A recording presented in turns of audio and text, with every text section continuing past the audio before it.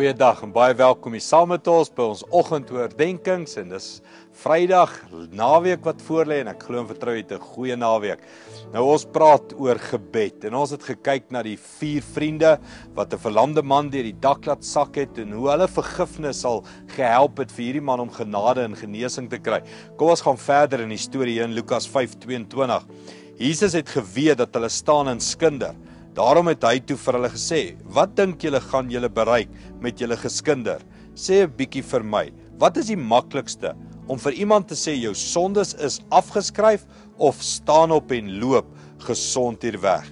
Natuurlik is dit nie moeilik om enigiets van hierdie dinge te sê nie. Woorde kom maklik, maar om dit te laat gebeur is heeltemal 'n ander saak. Wel, julle weet baie goed dat iemand net sondes kan vergewe as hy die mag het om dit te doen. Ek, die seun van die mens, het daardie mag. Kyk nou mooi, ek gaan dit doen sodat julle kan besef met wie julle te doen het. Jesus sê toe vir die lamman, staan op, vat jou draagbaar en gaan terug na jou mense toe. Hierdie is 'n uitdaging, 'n bewys van Jesus, God se krag. En hy sê, kom ons kyk nou of ek die krag het. Dit is maklik om woorde te sê, jou sonde is vergewe, staan op en loop. Maar hy het hierdie krag om dit te doen. Nou wat Jesus hier doen is 'n uitnodiging vir jou en my om te sê, na wie toe bid jy? As ek en jy bid, weet ons bid na 'n God toe wat die krag het.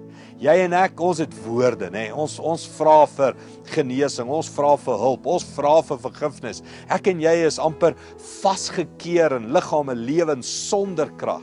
Maar hy sê, weet jy tot wie bid jy? Jy bid tot die een wat die krag het, die mag het om siekes gesond te maak, om sondes te vergewe, om 'n land te verander, om 'n kind se hart aan te raak. Dis die een na wie toe jy bid. Glo jy dit? Bid jy met daardie geloof of bid jy soos hierdie skindertonge?